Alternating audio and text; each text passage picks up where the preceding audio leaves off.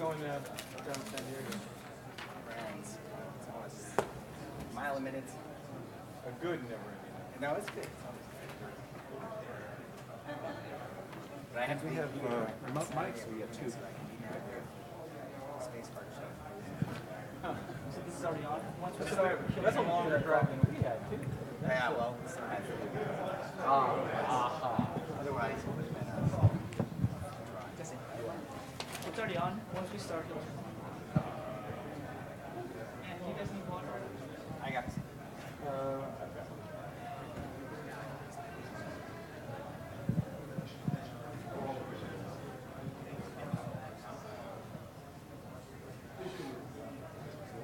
anything you before?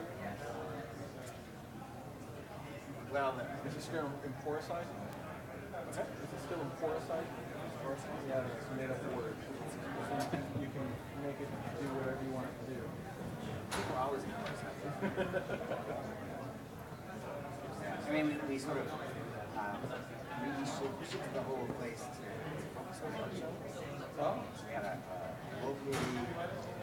local artist commissions arts for auction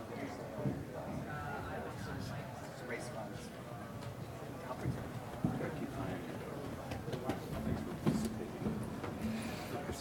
All right, I think we're ready to begin.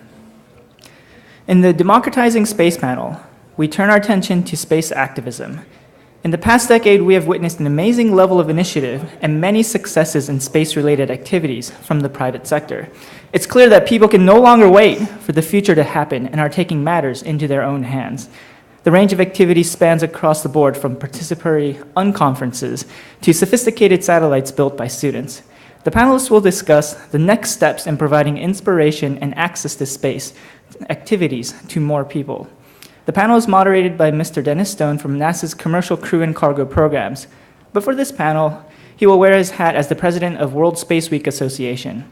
Mr. Stone will be introducing our distinguished panelists. Please welcome Mr. Dennis Stone. Thank you very much. Hello again.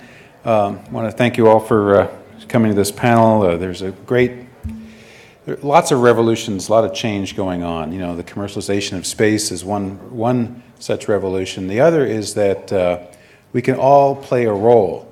It used to be we'd sit in front of our TV sets and watch the astronauts go. But times have changed. There are so many ways to get involved, to play a role. Of course, going is the ultimate role, but there are many, many other things we can do in space, from launching a small satellite to being involved in great organizations such as this one, participating in events, and pushing your views and advocating your views. So we have a panel today that will touch upon all of these kinds of ways, and we'd like to welcome them. Starting on your right, we have Dr. Robert Twiggs, who's the professor of astronautical, I think I could say that, right? Astronautical engineering at Morehead State University, and a real pioneer in small satellites. Then we have Jesse Clark, who's the founder and president of the San Diego Space Society and a leading space advocate, and he'll discuss several things that he's been working on. We have Ben Higginbotham, who's the Space Vidcast. He runs back and forth to the video a lot because he can multitask, right? Yes, there you go. He's really is a next-gen broadcast expert, and as well as an enthusiast of space and other forms of technology. So he's got lots of interesting things going on. Last but not least, my old friend Rick Tumlinson, a founder of the Space Frontier Foundation, under whose auspices we're all here today, founder of the Texas Space Alliance, and many things too numerous to mention. How's that? Is that fair enough? Okay. So I think we'll go down in order, and we'll start with Dr. Twiggs, talk about small satellites and so on. Okay. Thanks. Can I stand up? You can do anything you want. Can I leave? This is my first time to this particular conference, and this is a group of people which you normally don't see. You generally go talk to your peers, and I don't see many of my peers out here today. My background in satellites came in kind of a strange way.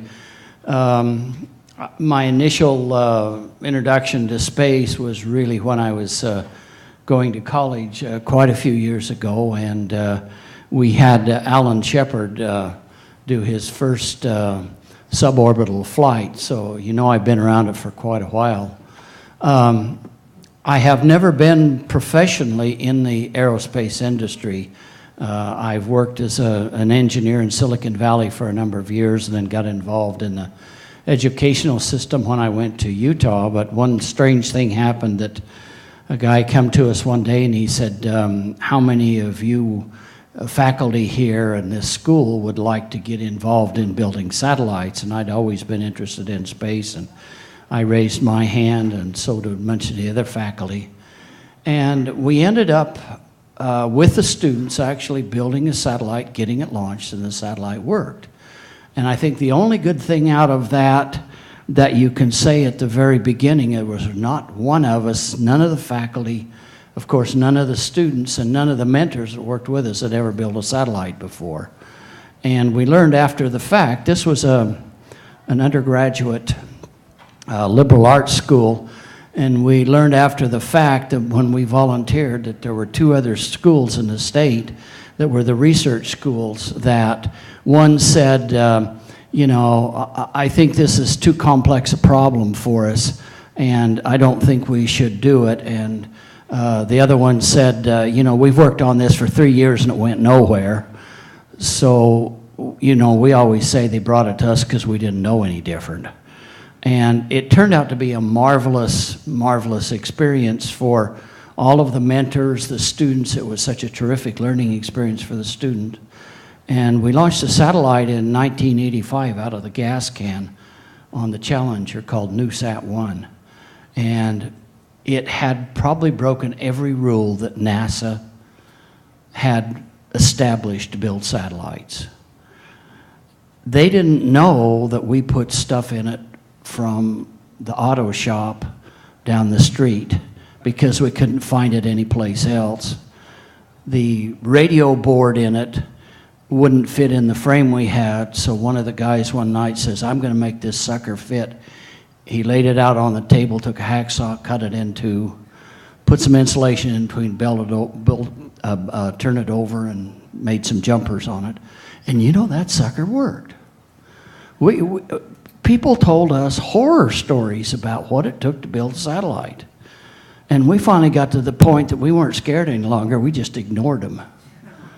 But the thing I like about satellites and working on satellites from an educational perspective is that it is absolutely so fascinating to me to see what it does to students that work on them. They just really get turned on. They either get turned on or they just completely leave in about a week when you start working on them, because it isn't a well-defined problem. How many of you in here have not, let's say have not, heard of CubeSat? Oh, I see one hand. Okay, so the rest of you know about CubeSat. CubeSat come about, I was working at Stanford. I had worked at a school in California and had actually went to school at Stanford in my early years. I went back to work at Stanford to help start a small satellite program. And we built some of the larger microsatellites. We got them launched, but it took a long time. And you had to get just the right opportunity to get a launch with them. So decided after one of our launches we wanted to build something smaller. So we come up with a Beanie Baby box as the size we wanted to build it. So it was about 4 inches. And we decided that was the size we were going to build it. And we worked with Cal Poly to build a launcher for it. That was the beginning of CubeSat. And it started out a 4-inch box, but along about that time there was an interesting thing happened in the aerospace industry. There was a company called JPL and a company called Lockheed Martin built a Mars lander, I think it was, and it didn't land. And they found out that the problem was what? Can anybody remember? What was the problem? Dimensions. I don't really ever noticed, but the CubeSat is a 10-centimeter cube, not a 4-inch cube. And that's the reason. I said, boy, it's about time students start learning metrics. And so we did that, and we have been cussed so many times for having something that's based around the metric system. And you'd be surprised when you do something like that. You do it for a particular reason. Our reason was we wanted something that the students could do. Something that, one, is limit how much they could try and cram into that thing, and also find a way to get it launched cheaper. And I didn't think that the aerospace industry, and especially the amateur radio community, could be so cruel. I don't know how many people called me the stupidest guy around. And that's a toy. What do you want to make a toy for? How many people are playing with toys today? How many of you are playing with CubeSats? Few of you? I think it's one of the cool things that we never anticipated. How would you anticipate that somebody would say, I keep hearing them talk about it as a disruptive technology. You know, all I wanted to do was build a little satellite, you know? But it turned out great, and the thing that I like about it is, to me, it's so much fun because it is interdisciplinary. And we had a little problem. When things become popular, what happens to them? What happened to the price of getting a CubeSat launched? Anybody tell me? What happened? It went up, right? Started out at $40,000, and what is it today? $120,000 for a CubeSat, right? And they said it was too small to do anything good in, right? So now that they've jacked the price up, guess what we're going to do? Okay, here's the next one. Now, gripe all you want to, but you can put a lot of stuff in something this size. This is a 2.5 length, what we call pocket cube. And we're ready to launch this. This is the launcher. We're ready to launch this this year on a Russian rocket working with the University of Rome. But that isn't where I want to stop. I want to make satellites cheap, and I want to launch a lot of them. Particularly, I want to launch them off the ISS, and I want grade school kids to build them. So the next size after that is this, okay? We call it a moonbeam, all right? And I do have free models of moonbeams up here. If anybody wants one, I got a whole package of them up here. You know, I bought them at Lucky's last night. So I'm going to leave it up here. And I think from listening to Mark's presentation at noon today, we ought to call it Audacity Sat. How does that sound? Is that a good name? But come up and get you a model of your next spacecraft. But think about this. What if a fourth grade student, one of his first projects, was to get one of these launched off the International Space Station? Do you think that kid would be hooked on science and engineering? I think so, and I think that's where we ought to start. But to me, that's what this whole space program about, is to energize students and get them excited about space and get things back like they were when we had the moon days. If you remember the excitement and everything there. But it's not going to do, it's going to do more than that. It's going to get them more excited.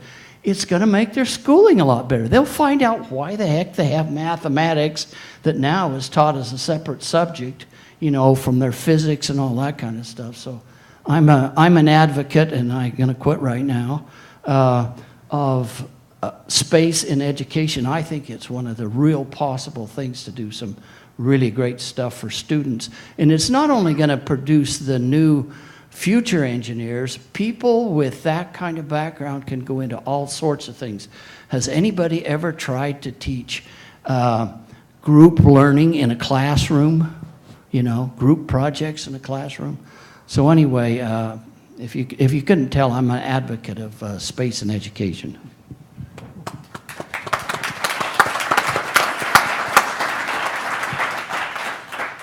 I'm going to sit down while I do mine. As I was introduced, I'm Jesse Clark with the San Diego Space Society.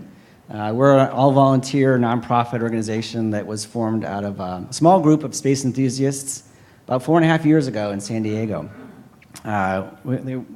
We saw the potential for what NewSpace commercial space was going to bring to the public, and so we wanted to get involved with this kind of a movement, and we formed the San Diego Space Society with the premise of being a DIY space program. So members were encouraged to work on projects, to build events, to do things that got the rest of us involved and would get us somewhere. And out of that, there have been two very successful projects that I would like to mention. First one is something that we started about 2 years ago called the Space Travelers Emporium. So with all this commercial space tourism and the potential for the rest of us to go to space, we wanted to be there ready to provide either the tickets to go to space, the gear that you need to go to space, the training, the experience, so that everyone else could start to gear up to traveling in space. And so we opened a storefront in South Park, San Diego. It was part storefront, where we actually would sell these things, but also part activity center. The idea was that we'd also host our events, programs, workshops, and bring the public in and let them know that there is another space program besides what NASA was providing, something that they could get involved with, get hands-on. And so it's been quite a success, and we're continuing to evolve it as an opportunity to engage the public, because part of it's education, but part of it's getting people involved.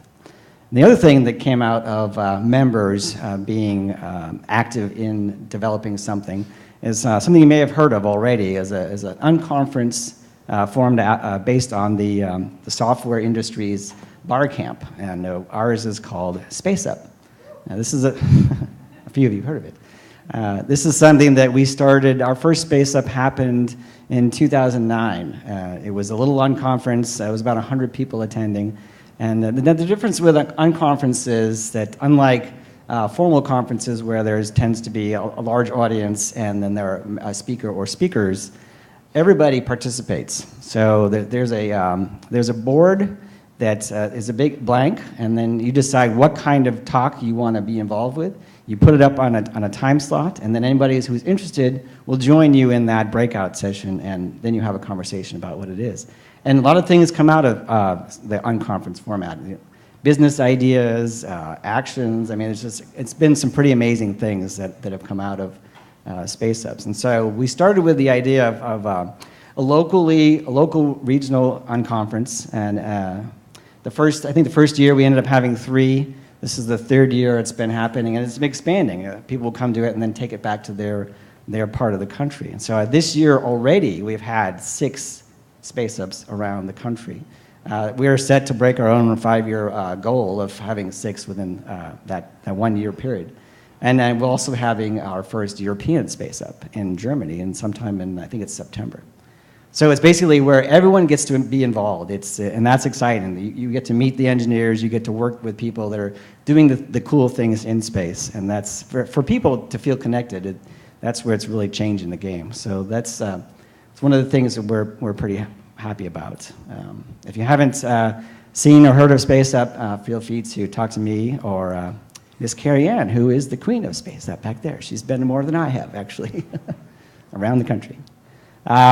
So anyway, we are really about getting our local members involved in a space program, and I think that this only needs to continue as far as getting people involved. And that's it.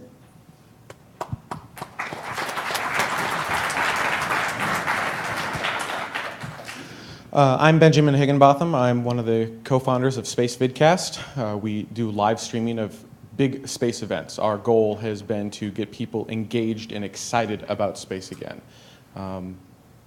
I guess I'll just do a really quick story as to why we started Space Vidcast, and that's because as a kid, I loved space. I think most people as kids loved space.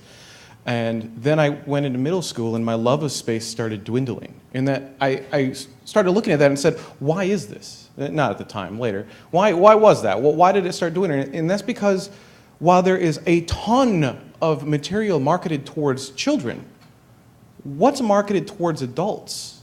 How do we get people that are out of school inspired in space? You have NASA, and they do really awesome things, but oh, NASA TV. Yeah, if you ever can't sleep, turn on NASA TV. So, and that's really it. That's it for adults. There's not a whole lot else out there. There are a few things sprinkled here and there, but that's about it. And I had a background in television. I said, I think we can do better. And as I grew up, I lost all interest in space, and I was doing technology shows. I was interested in Apple. I was interested in Microsoft. What's the next iPhone going to be? You know, stuff like that. And someone brought up that they were canceling the space shuttle. And I said, can't cancel the space shuttle. I grew up with the space shuttle. It's the most amazing vehicle ever built. This is wrong. And then I got to thinking, wait, is it wrong? I grew up with the space shuttle. I wouldn't want to drive a car that was as old as a space shuttle. Then I realized I didn't know anything about the space shuttle. And so then I started researching the space shuttle. And that's where all of this came from, is I realized I think there are a lot of people like me who love space, who love the space program. I'm not anti-NASA. I'm not anti-NewSpace. I'm not anti-anything. I'm pro-space. And I realized I think we can do a great job taking some television, just basic stuff you can get off the street, and we can get out there and we can inspire people. And that's what Space Vidcast does. We're not necessarily a TV show. We're not an internet show. We're out there to inspire adults. Well, we plenty of programming for children, awesome, but we want to get their parents inspired so that when the children go to their parents and say, hey, did you hear about such and such, they can go, yeah, and did you know this?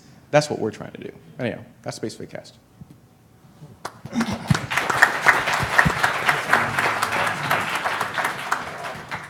going to stand up too. Hi, I'm Rick. First, want to just acknowledge, I mean, Dr. Twiggs is, I think in the long term, going to be turning out to be one of the big heroes of our cause for what he's done with CubeSats. I think that is a power to the people technology that is just amazing. And I don't think we've not heard the end of it. I think there's so much more to come from the CubeSat community. And I would go with the name CookieSat, but for the little ones. You know, and the Space Up, I love Space Up. I did Space Up. I've done it. It's a great experience. And it's awesome because you just don't know what's going to happen or what the person before you is. You know, I think one guy was talking about musical themes in movies, space movies or something, and then I'm talking this, and then somebody else, so that was cool. And then the video thing I'm just relating to was my entree to space. And this is where it kind of gets interesting to me, is that you take what skills you have and you apply them to the cause. And my entree to space was, because I had screwed around in college and I didn't have space degrees, but I was self-taught and read Robert Heinlein and Clark, so of course I knew everything. And had no degree, but I had a job as a videographer. So I called up a guy named Art Dula, who was having a conference in Houston, and asked him if he'd mind if I brought my camera crew down to shoot it. Why? Because I wanted to meet Robert Heinlein and hang out with astronauts. And same passion, you know, just like totally unfocused and all of that. And the next thing I know, I'm down there meeting Robert Heinlein, who I pissed off, but and meeting astronauts and stuff. And so my passion carried me. Now the question is, that we have to talk about is, how do we begin to create access for people that have that passion? And it's in an undirected form, and how do we get them involved? Now, this is something I'm doing. I'm not going to scoop it. I'm going to be talking a lot about this, the Earthlight Institute, because my job up to now has been to get the baby born, protect the baby from the bad people that want to kill the baby, but now the baby's driving the car. So we need to talk about where the baby's going. So that's what Earthlight's about. I'll talk about that Saturday. But if I could have, how do I do this? I did PowerPoint because Dennis is with NASA, and I felt like it was just important to have PowerPoints for Dennis. Thank you. Yeah, you're the expert here, man. Anyway, here's the situation that I wanted to talk about.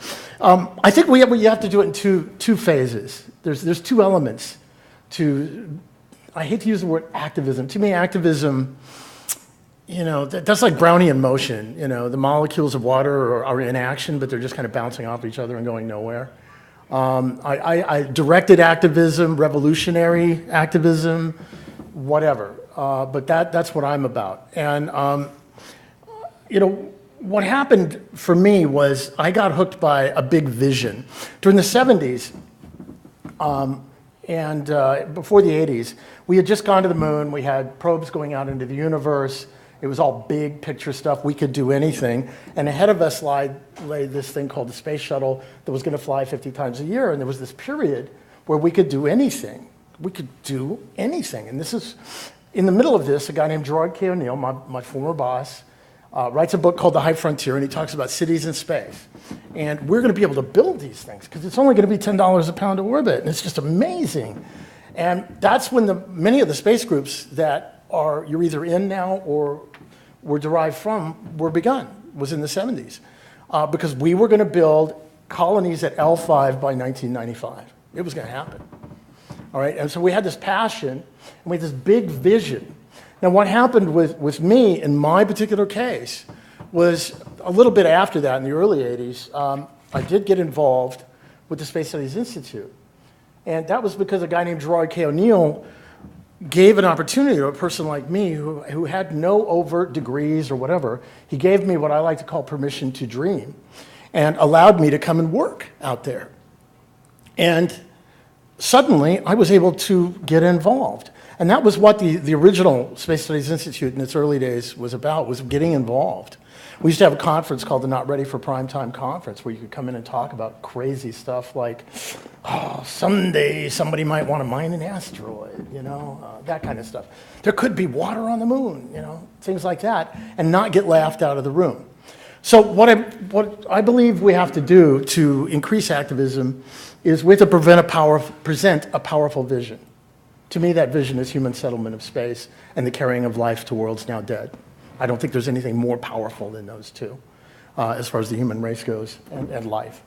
So we go big, and that's this grand vision. We go deep into the spiritual heart of humanity, what it is that we're about. Things that transcend whether you're an engineer, a scientist, a farmer, work in a gas station, on a production line, whatever, that transcend all aspects of what it is to be human and reach deep inside of you and inspire you and excite you.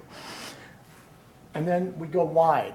We create a message that is applicable and easily understandable by the widest possible audience.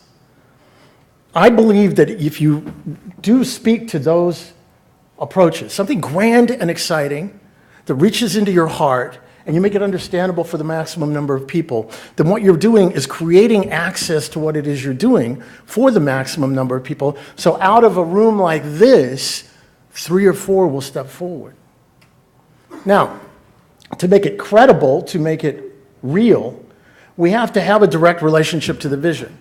So I'm not going to sell you on, we're going to go to space and we're going to go settle the solar system or settle the universe, and you have to fund my pet project over here, which maybe puts a couple of jobs into my neighborhood but doesn't really take us there. Okay? You can't do bait and switch. You've got to keep an alignment with what it is. The yellow brick road really has to go to Oz. Okay? It can't go to Des Moines.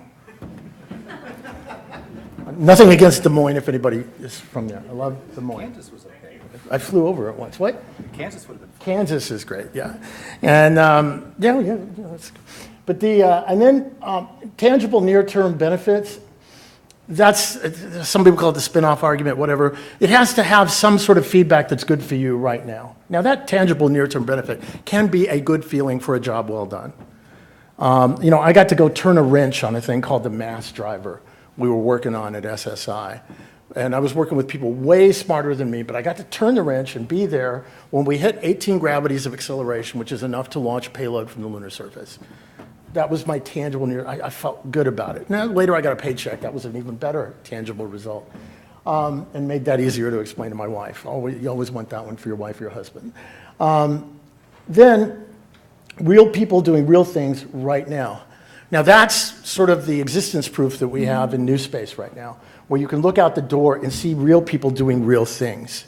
There are really people who are like us out there doing real things. They're building stuff, they're blowing stuff up, and they're building the next thing and blowing it up, and then eventually they're going to get into space. So you put that together, real people right now doing things that have application to our lives right now that you can sell to people anywhere that really understand it. You do that in a direct relationship that is leading to the grand vision, and the grand vision is comprised of something that is grand, something that gets you in your heart, and something that is easily understandable by the maximum number of people. And that's how you create a movement, and that's how we get things done. And again, we call ourselves Jerry's kids. I remember, and I've said this story before to people, sitting in a bar. Back in the days, many things happened in bars. They still do. It's why we party in the foundation, by the way. Sitting in a bar with Peter Diamandis, I think Jim Dunstan, Jim Muncie, who's not here, several other people that were not necessarily specifically in that room at that moment. And we pledged our lives and fortunes, and this was like 85. We literally pledged with a toast our lives and fortunes to making the human expansion into space irreversible in our lifetime. One of the guys said, we'll call it the benign conspiracy. Somebody else said, that sounds like a tumor. We'll call it the benevolent conspiracy. And that happened. Now, what's really remarkable is the number of those people that are still in the movement and the people that they've spawned and brought in. Giving people permission to dream and giving it to them in a way that they can access and participate in, it's huge.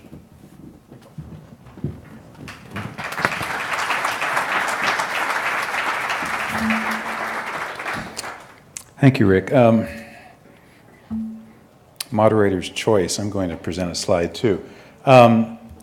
We heard about Space Up. Events are another way for people to be involved, particularly in very, very large numbers. So you've heard about Yuri's Night, you've heard about Space Up. I want to share with you a little bit about World Space Week. This was declared by the United Nations October 4th, the anniversary of Sputnik when the space age began, to October 10th, a date I think only a space lawyer would appreciate, when the first Outer Space Treaty went into effect. But it conveniently made a week, and NewSpace 3, and finally with the support of the General Assembly, it was declared as a global annual event. And you see pictures from Obama to China to kids flying in zero-G.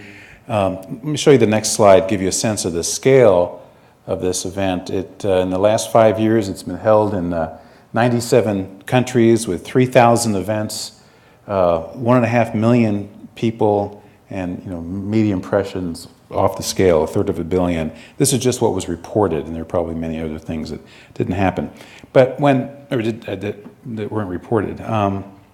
When many events are held in a common time frame, there's this synergy that happens from the synchronization.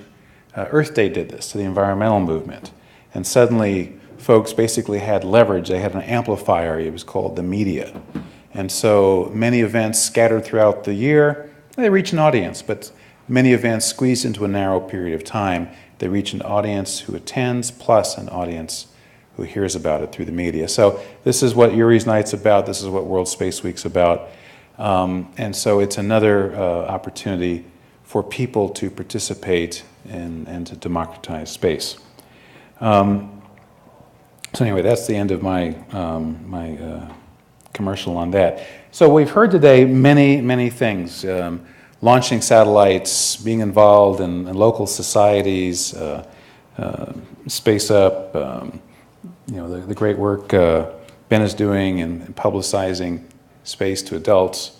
And as Rick said, there's so many things we can all do as advocates. Let me just do a quick show of hands. Who has lobbied their congressman, either in person or by letter, or written a letter to the editor or in a blog of your views of space? Raise your hand. Okay, excellent. Who's built a small sat or helped launch a little bit at least of space hardware? Especially the guy down here. Who's attended Yuri's Night, World Space Week, Space Up? Oh my gosh, all right. Who hasn't? That would have been an easier question. Who's formed a space organization, a business, nonprofit? Wow. I know you formed several. How many? you have enough fingers even to count? All right. So you can see there are so many ways to get involved, and what we need to do as the foundation and as the space community is spread these ways and think of more ways to let people know that space is theirs, that there are many ways to get involved. If you can fly, that's great, but if you can't, there's still many, many alternatives. Maybe a question for Bob. How do we get more people involved in small satellites all the way down to the cookie sats?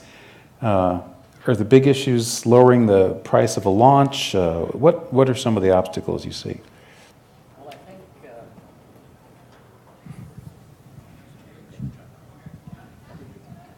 are you on now? Oh, okay.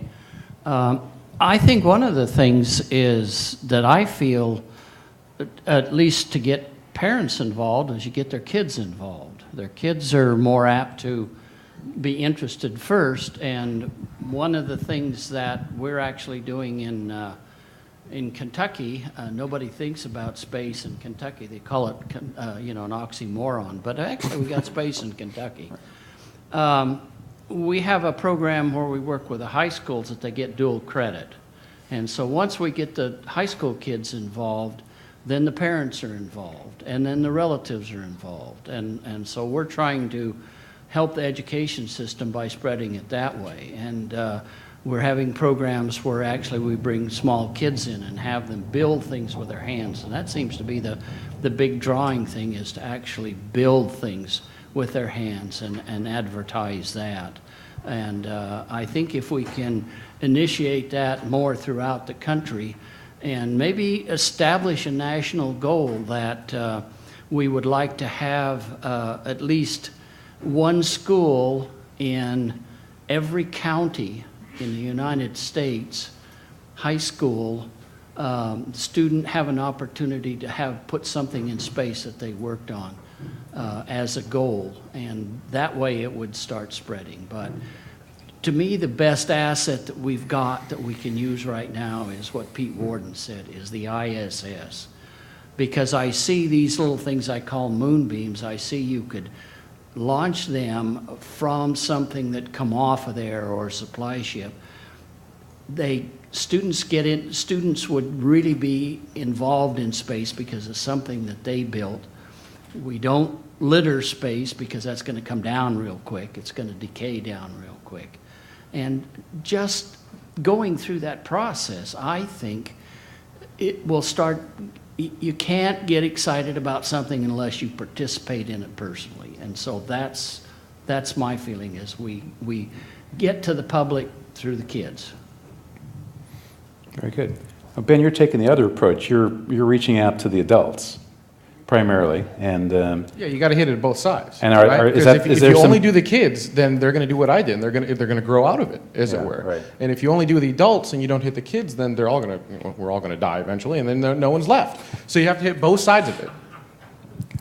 is there some trickle down? In other words, once the parents are infected, do they It's they both get ways. the kids involved? There's trickle up, so the kids can okay, inspire the good. parents, and the parents can inspire the kids. Jesse, let's think. So let's think of a question for this unpanel here. Now, this model that you have with the space up, that is very innovative and disruptive, and can that be replicated on a larger scale? And what are your thoughts on that? Well, it is a unique format. It definitely is organic. I mean, you attend this thing because of all the people that are going to be there, because it's a published, attendees are published. So you go there because you're going to meet people from SpaceX, or engineers from XCore, or writers from this website. The idea is that you come there with some ideas, and then you basically just start populating the times chart. And it's one of those things where it works fairly well if it's sort of a smaller, more intimate group. I mean, somewhere between probably 100 and 200 is the max as far as large as you want to get. Because then there's a logistical issue with trying to orchestrate that kind of chaos, because because it can get pretty crazy. I mean, we've done really well up to about 150 in size, but that's enough to get everyone active and a lot of topics to participate in. Rick, I'm going to regret asking you this question, but I'll do it anyway. What can NASA do to allow space to be more participatory, more democratized?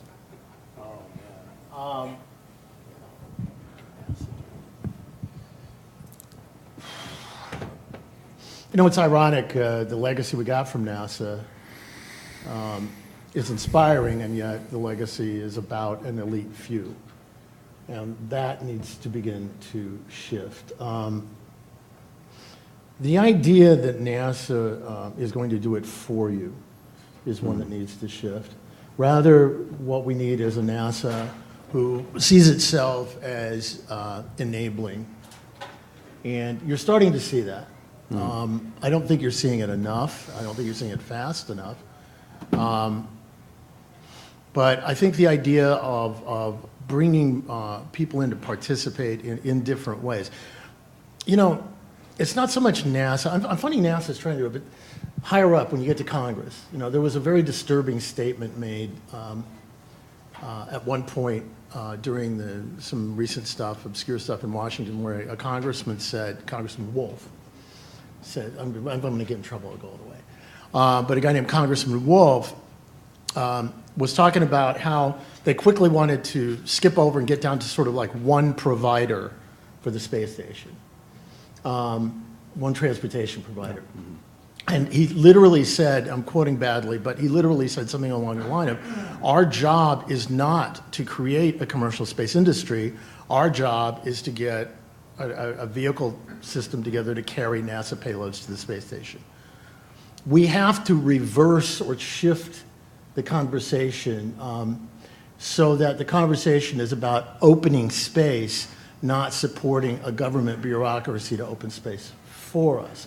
And until we shift that top-level conversation, all the decisions, that congressman's not a bad guy or anything, he's just operating within a paradigm that says, we the people are here to serve, we the people in the form of our commercial companies or activities are here to serve NASA, as opposed to the other way around. It shouldn't be a showboating exercise for NASA to host launches of CubeSat. By the way, I've heard that there's a private company that's going to be doing it for $60K. Yeah, we can talk afterwards about that. But you're stuck with the ISS inclination, but yeah, it'd be $60K. But the idea of it shouldn't be some circus type event that we're hosting private citizens or students or this or that. I was writing something down. You mentioned the gas can. Maybe NASA should require or put an incentive in, maybe not a requirement, but an incentive that all private carriers to the space station provide the equivalent of a gas can for students' participation. You know, they can use the power of the purse and the power of dominance that they have to open space. It's like a small business set-aside. In this case, you're setting aside some payload capacity for student experience. For students, right. In the fairing there, where they've got the extra room and that kind of thing. I mean, it's a matter of changing the orientation to we are here to serve you, you are not here to serve us. So. Very good, excellent. We want to open it up for questions. I have a question for the audience. What can we do to increase public involvement in space? So you can either answer my question or you can ask a question of our panel. And we have a couple mics. Can we get the first mic over here? No, because webcast. Okay. Now, NASA Ames has a project for space settlement design where kids around the world design space settlements, they send them to NASA, we judge them, and then they're invited to come to ISDC, the NSS big conference. And about 1,000 kids participated, 280 came to ISDC. Here's the thing that maybe some of you have some insight into. Almost all those kids were from India and Romania. Hardly any from the US. Quite a few participate from the NSS, but not that many come to ISDC. So in other words, they won't get in their car and drive a couple hundred miles, and I've got 120 kids from India hopping on a plane and getting visas. Any idea why that is? Because we have never been able to figure it out. Who'd like to comment on that? The only thing, I don't have an answer, but I will say one interesting factoid when you look at Space Vidcast numbers is that less than half of our audience comes from the US. So a good chunk of people outside of the U.S. are interested in space as well, and they're hungry. Why we ourselves are not going to the conferences and putting forth the very little amount of energy it takes, that I don't know. I could make another Des Moines joke. Like, I'd rather go to India to a conference than to Des Moines, or Romania, which would be cool. But, it is interesting. We have this real irony where Americans on the surface seem so jaded about the space program, and yet where's all the new space occurring? It's here in the United States. So I think that there's maybe it's broad versus specific.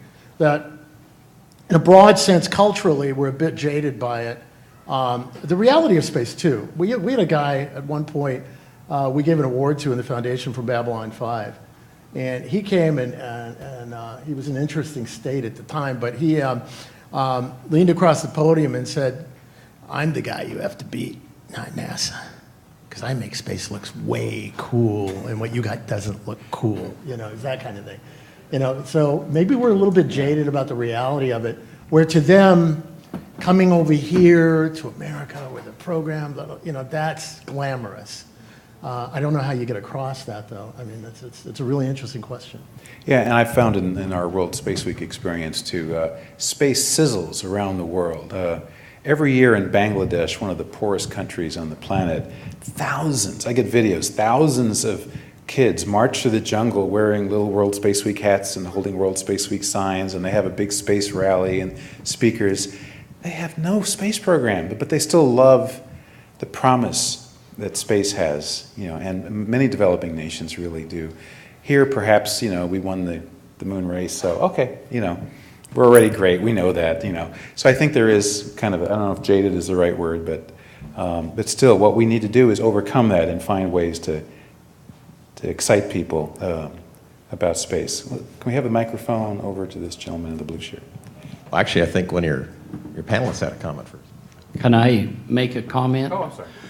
One of the things that I found very interesting is this program that we have, that we work with high school students with the dual credit program. They get both university credit and high school credit for taking a class that I teach in space systems and satellite designs. The high school students are so much more enthusiastic than the freshmen that are in our university. I can't believe the difference. And I think it's the idea that they get to, like the country coming or something, they get to do something that they don't normally get to do, and they really get recognized for it. And I think if we could do more of that, I think we would see more interest in space, and it's getting down to the kids. It's the kids that are really, go to a 4th grade or a 5th grade class, and it's so much fun. These kids are, it's hard to keep their hand down. Go to a 7th grade class, and you get a few questions. Go sometimes to a high school class, and they're all brain dead. But the ones that take these classes, especially want to take it, are really fun to teach. And if any of you get an opportunity, or art teachers, I love the high school students. And when they come to our university and get to see some of the equipment we've got and things that we're involved in, they get more excited. So it's a difference in perspective of what you get to do, what comes to you easy, I guess. Who's given a talk to students? Raise your hand. Okay. Go ahead.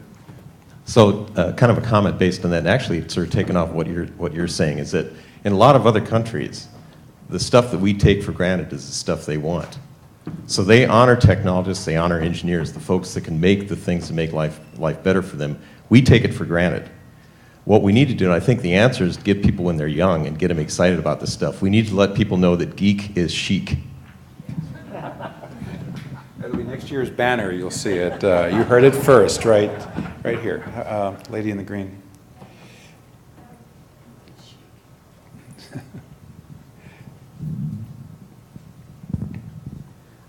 Regarding suggestions, I have one which probably is impossible, but I'll still say it. Maybe making NASA less political, both internally and externally. But the second one, and it's based on personal experience, it relates to what I heard before, is allowing people to dream. And I really feel that the hierarchical and almost military structure of NASA is detrimental to allowing people to dream. Sometimes, and very often, you have a box that's defined and you have to stay within that box. And if you have an idea in a different field or in a different area where you're not supposed to be thinking in that area, you're not listened to. And that's one thing that definitely, I think it's detrimental. And I can compare the business model of NASA with SpaceX, where I see that there's more uniformity, right? I mean, if you have an idea, you go and you talk to the right group. They put people from with different backgrounds in the same room, and amazing things come out of that. And they can; those two models can coexist. I mean, we've showed that on the COTS program of, NASA has a need to run the big space station, and smaller companies can be innovative and fill that need. So the whole ecosystem of different companies and organizations can coexist. Yeah, all I'm saying is that I think NASA still has tremendous technical and intellectual capital, but it's not always being used. Okay, fair enough. Okay, let's go back here. One of the problems with democratizing space and why Americans don't get more involved, I think, stems from how Hollywood makes science fiction purely fictional. And on the other side of the fence, NASA makes the science behind it so dry as to be inconsumable by the general public. And so perhaps if NASA did outreach to Hollywood, we may actually get somewhere. Because the pop culture, well, maybe Hollywood needs to do outreach to NASA then. But then why are these science fiction films so fantastically and wildly inaccurate? Not everyone wants to talk to each other. Rick, you've done some work with Hollywood, right? A little bit.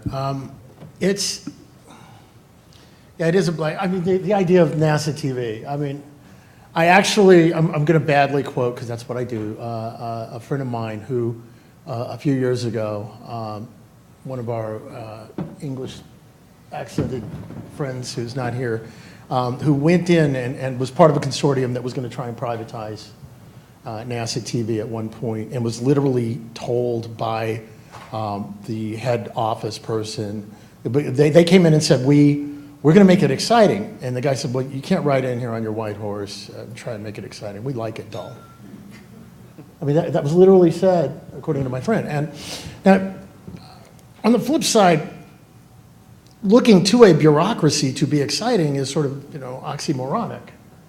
And maybe that's not what we should be doing. But on the other hand, what NASA can do, and I got to tell you, things like, sending probes to Mars, Hubble, Galileo, those kinds of things, they're awesome, right? I mean, I remember Bob Zubrin and I came together to try and save Hubble when they were going to, decommission it and all this. And it really doesn't have a lot to do specifically with either one of our agendas. I mean, it's cool to look at things. But we did it because it's cool, because it excites people. Now, that's a realm that NASA can do and do very, very well. So, don't cancel the really cool stuff. Go do that. Quit trying to drive trucks. Go do the really exciting stuff that none of us are going to be able to go do with our private money right now. Do stuff that gives a cultural return rather than an economic return. Do that well, then create the mechanisms for us to be able to stitch in and bring along the kids who are, they're just seeing footage coming back from Mars or from a probe that's leaving the solar system, and they're launching their cookie set or whatever you want to call it themselves. Now they're hands-on, now they're tied to a big vision, and then leave the driving and the truck driving and the house cleaning and stuff to us. So. Ben, how do we make space more sexy to the media viewing public? Well, I was going to say, why does it have to be NASA? There was a moment of pure awesome in Falcon 9 Flight 3 where you saw the reverse shot looking through the glass of mission control, and the look of the faces of not just the controllers, but everyone behind him cheering and screaming, and just, it was raw humanity and emotion at that moment. And you could just feel everyone attached to that moment. That wasn't NASA, that was SpaceX. And it doesn't have to be SpaceX. It can be anyone doing something even much smaller than that accomplishment in space. It doesn't have to be NASA. It can be anyone in this room. It can be anyone watching. If it's your hobby of just launching little rockets, you can do some pretty cool, exciting moments with that, and you can make that exciting. It's not hard to do. You just have to be willing to do it. Make it your hobby. If you launch a kitten on your home-built rocket and put it on YouTube. Yes, million views right there, 100 million. There you go. Bob, I'm claiming rights to that. Can a kitten fit in a small sat? No, never mind. And the animal rights, Don't show animal the rights aftermath. people. I'm sorry. The ecosystem would be a challenge. We have, Bruce.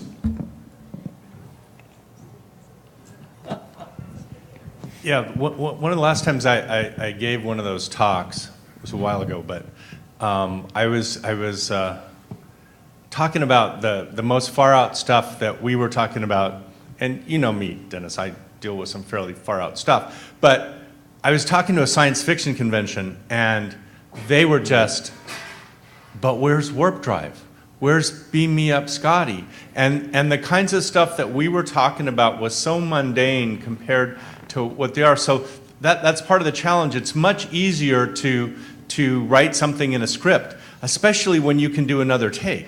One of the problems with launching a Falcon 9 or any other rocket is you don't get to take another take if it doesn't work out really good. And if you've ever watched, like, I remember back in the old days when Roddenberry used to come around and show the blooper reel of Star Trek when Captain Kirk just smacks into the doors because they don't open, because there was just two guys on the side that were supposed to pull it open and they didn't get the cue or something like that.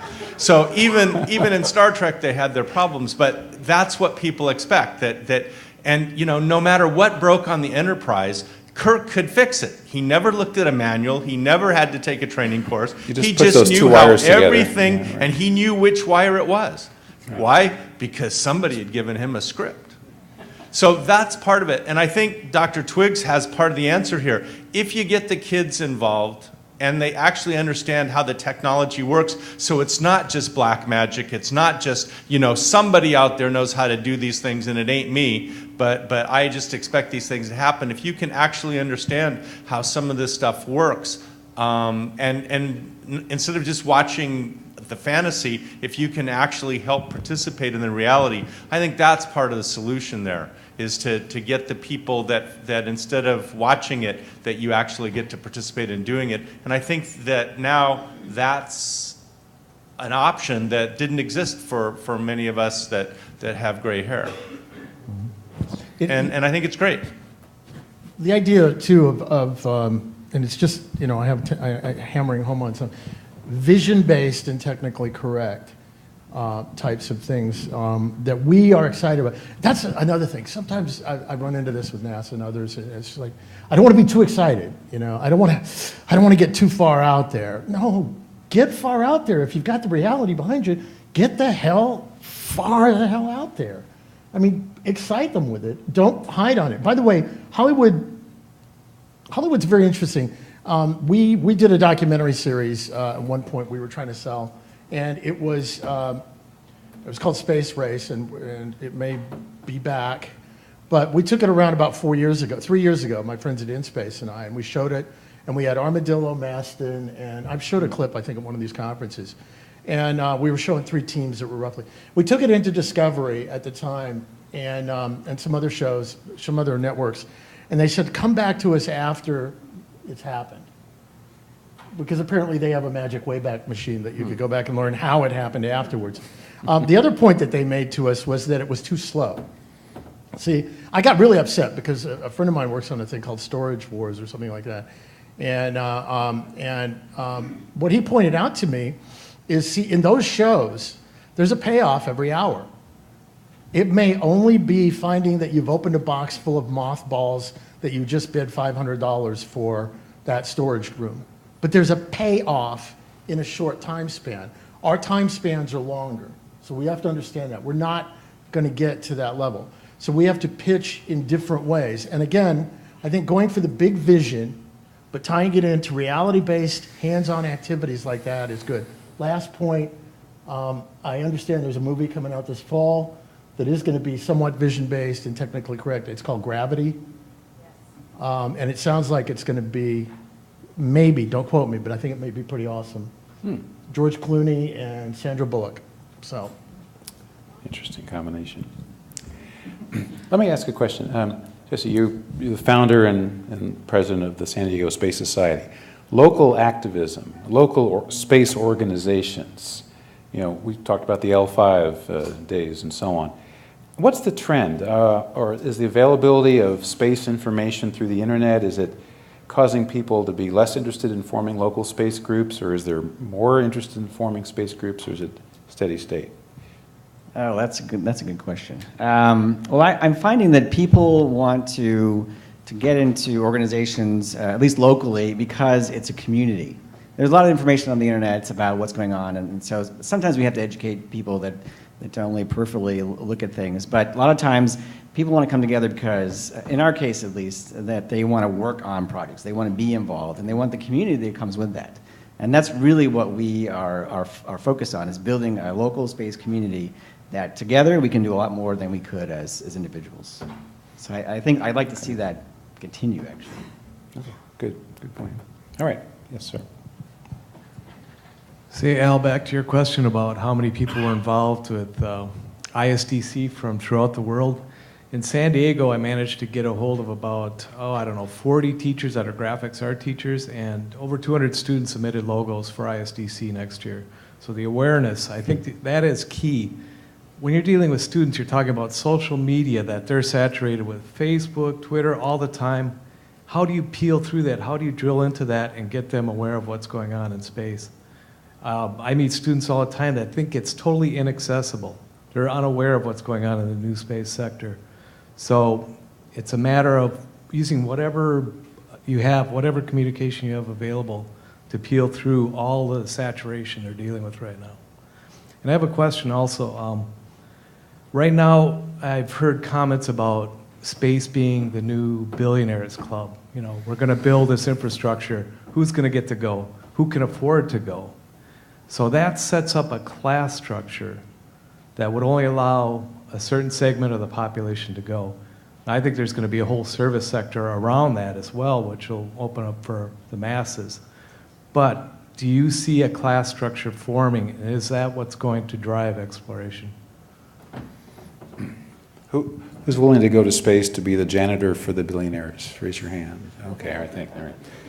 Any comments on answers? Class warfare in space, is that good or bad? Yeah, first of all, on the activism and the community stuff, the term I use is a movable church. The space community is a movable church. We are doing this not because anybody in this room is making scads of money. We do it because we have a belief. It comes from here. That's why we're here. I know I saw Henry earlier.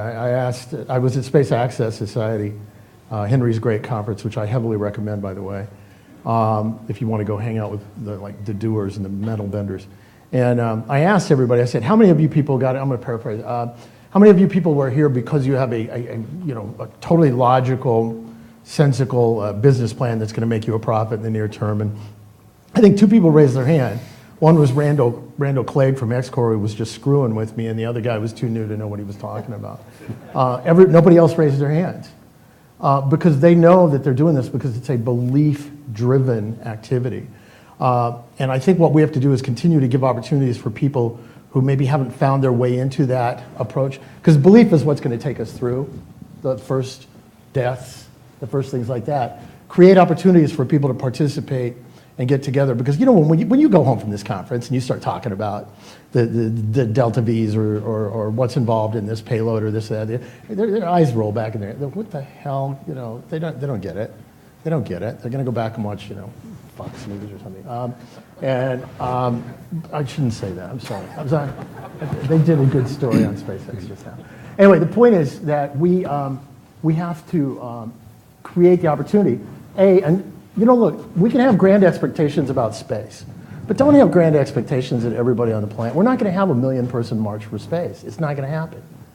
All right, it didn't take everybody in Europe to come to this new world. It only took a few core people whose beliefs, be they religious, as in the Puritans and this, or wanting desire for gold or this or that, whatever their belief was, drove them. That's what you need. You need a core group of powerful believers. So, real quick, at the end of, when I do a talk, and I'm out there talking to students, or Kiwanis, I'm talking to farmers at their lunch in Kiwanis in some small town or something.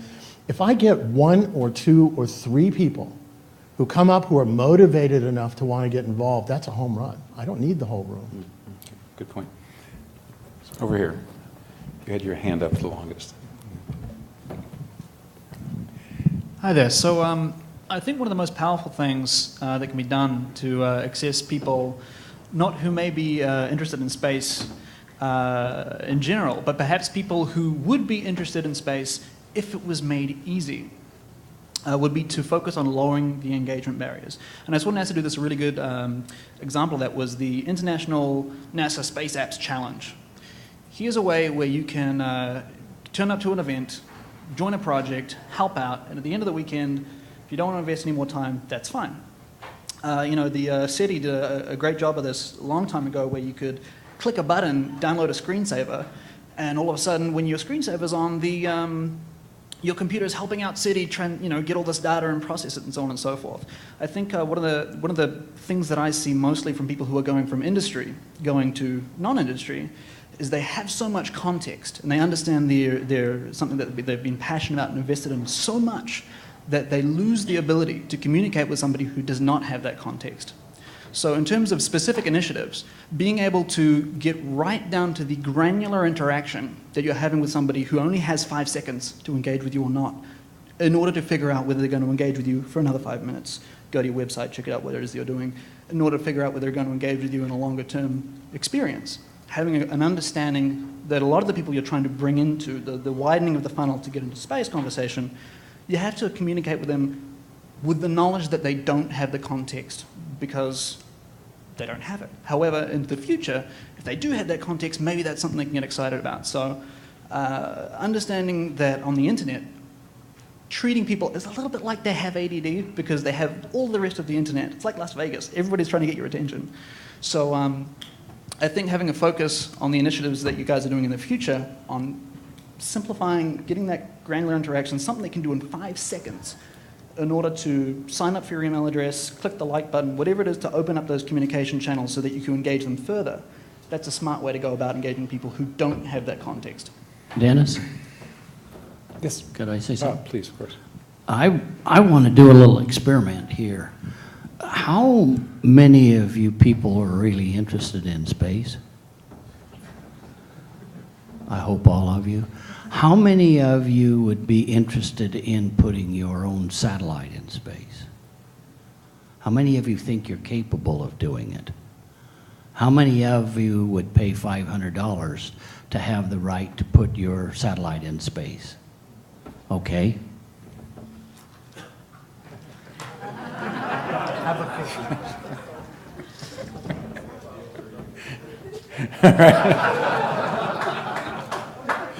All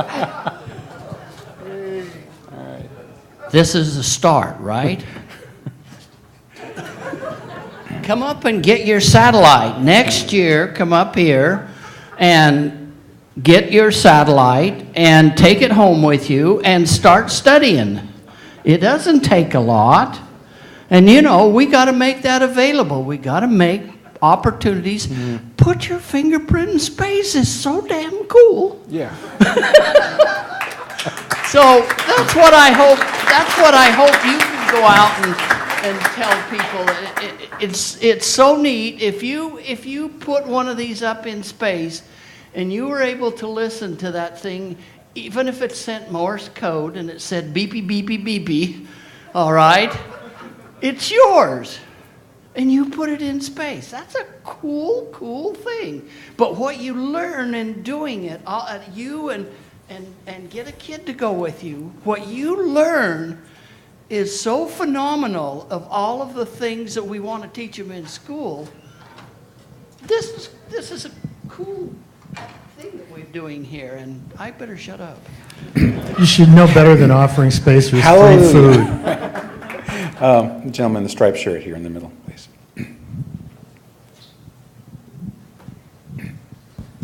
A lot of this kind of goes along with Bob's things. You and I have done a lot of the same stuff with STEM education, with students, and one of the quotations that comes to mind is Neil deGrasse Tyson. I think it was Neil deGrasse Tyson in a paraphrase. He said, "The saddest thing in life is not to forget that you ever went somewhere, it's to forget that you ever could." And right now, that's a lot with the moon. You could probably ask a second grader, did we go to the moon? And he or she would probably be like, I don't know, maybe, and not take it seriously. I think one of the biggest things for you guys, especially in the media, is to not let people forget that we ever could do something, especially right now as private space seems to be the only ones that are going to have the capabilities to take us to the next step. Media can't help. In order to not forget, you have to keep doing it. That's a good point. With SpaceX too and the other things, I think that's going to help. And like the fur traders and the Indian trails along the north where you can see history in the old trade routes and stuff, I think it's important too to remember the missions of Mercury and Gemini and Apollo and embellish those a lot to get people interested to say you can do it again and you can push those boundaries. Okay, we have time just for a couple quick comments or quick questions. Yeah, like 1 minute. So I said this before. The reason that people doubt we ever went to the moon is because we're not still there. If you're talking about the government role here would be if the president wanted to get up and use the bully pulpit, because we have to keep in mind, for better or worse, the American people have agreed to spend $14 billion on space. For better or worse, let's not waste it. But you know, if you're going to set a goal, don't set it 50 years. Let's make a challenge out of it, okay? We're going to be on the moon by 2020. We're going to be on the Mars by 2030, and not to visit, but to stay. Now, that might get somebody excited a little bit. And I mean we, not NASA. We, settlements. You get to go. Okay, one really quick question. Who's... Anybody on this side? Way in the back. So, sort of a comment and quick question. So I do a lot of outreach events, and I don't think the problem is really with the elementary school kids. You know, they're excited about space.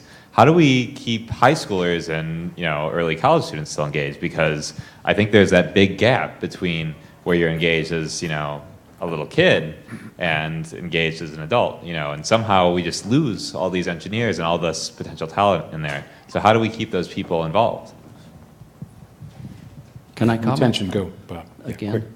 I think one of the things that you do is you have to have a program where you start young and engage them and keep them engaged every year and not just one shot a year. I think you have to have something that keeps their attention, because if you could start in the 4th grade with kids or even earlier, and you could have a mentor, if we could form an organization that had an engineer maybe that was a mentor, and they took the 4th grade and they did 4 or 5 projects with them during the year, then that mentor could move with them to the 5th grade and into the 6th grade and know what their capabilities were. And I know that's hard because the kids split up, but boy, by the time they get up to high school, they got the background and they're roaring ready to go. If you just do this one shot thing, I think that's why we lose them. Yeah, we got to quit, or I'll be fired. Or worse, right? Anyway, we've obviously touched on a subject that is of great interest. I'm sorry we couldn't get to all your questions, but please keep thinking about this. It's very important that we involve the public at all ages, and not just in the United States, in space in every way possible. And please, let's keep the dialogue going. I want to thank our panel, and thank you all for attending.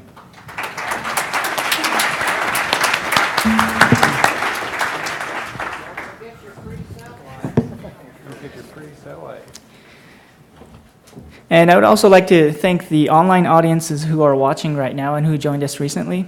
Please keep your questions coming. We're waiting for them. In our next keynote speech, we invite Dr. George Neild, who served Broken every rule that NASA had established to build satellites. They didn't know that we put stuff in it from the auto shop down the street because we couldn't find it anyplace else. The radio board in it wouldn't fit in the frame we had, so one of the guys one night says, "I'm going to make this sucker fit." He laid it out on the table, took a hacksaw, cut it in two, put some insulation in between, turn it over, and made some jumpers on it. And you know, that sucker worked. People told us horror stories about what it took to build a satellite. And we finally got to the point that we weren't scared any longer, we just ignored them. But the thing I like about satellites and working on satellites from an educational perspective is that it is absolutely so fascinating to me to see what it does to students that work on them. They just really get turned on. They either get turned on or they just completely leave in about a week when you start working on them because it isn't a well-defined problem. How many of you in here have not, let's say have not, heard of CubeSat? Oh, I see one hand. Okay, so the rest of you know about CubeSat. CubeSat come about, I was working at Stanford. I had worked at a school in California and had actually went to school at Stanford in my early years. I went back to work at Stanford to help start a small satellite program. And we built some of the larger microsatellites. We got them launched, but it took a long time. And you had to get just the right opportunity to get a launch with them. So decided after one of our launches we wanted to build something smaller. So we come up with a Beanie Baby box as the sense, and so and pushing your views and advocating your views.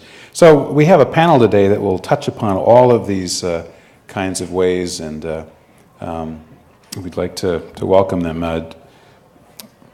Starting on your right, we have Dr. Robert Twiggs, who's the professor of astronautical, I think I could say that, right?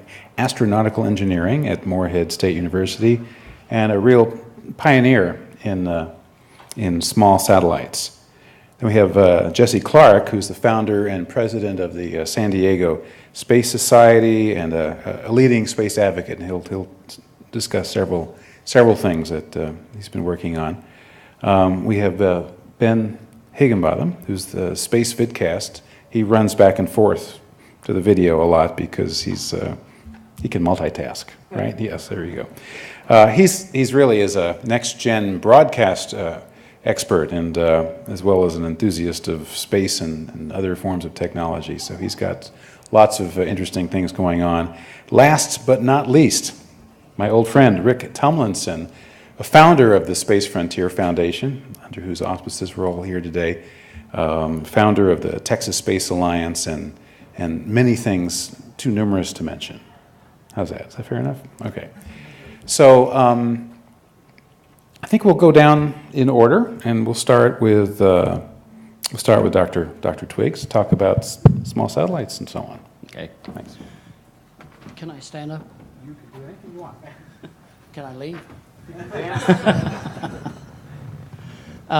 This is my first time to this particular conference, and this is a group of people which you normally don't see. You generally go talk to your peers, and I don't see many of my peers out here today. My background in satellites came in kind of a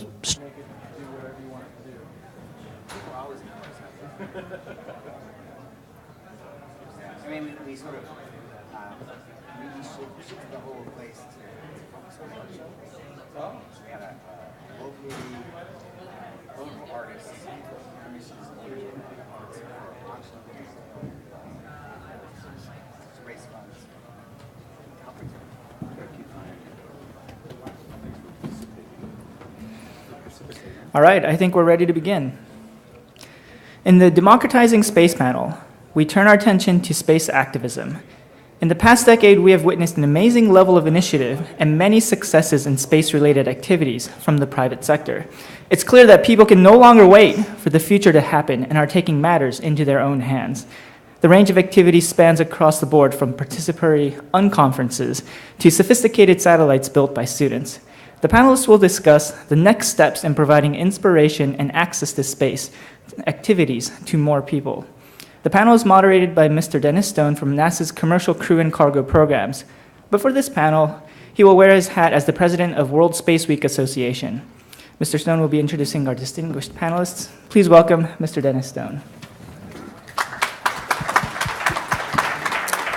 Thank you very much. Hello again. I want to thank you all for coming to this panel. There are lots of revolutions, a lot of change going on. You know, the commercialization of space is one such revolution. The other is that we can all play a role. It used to be we'd sit in front of our TV sets and watch the astronauts go. But times have changed. There are so many ways to get involved, to play a role. Of course, going is the ultimate role, but there are many, many other things we can do in space, from launching a small satellite to being involved in great organizations such as this one, participating in events.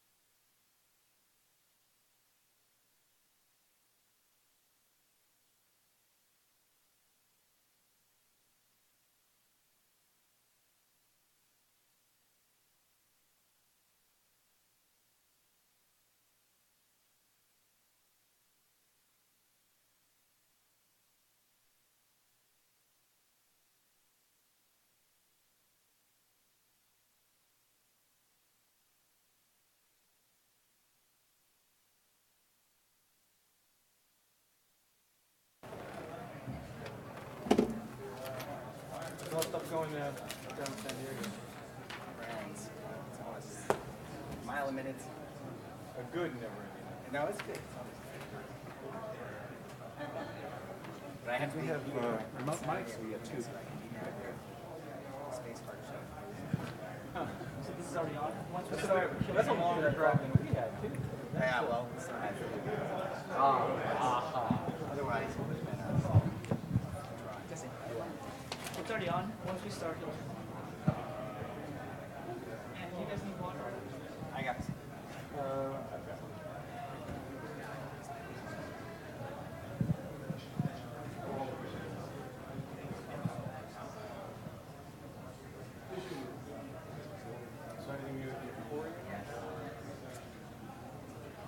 Well, is this still in porosite?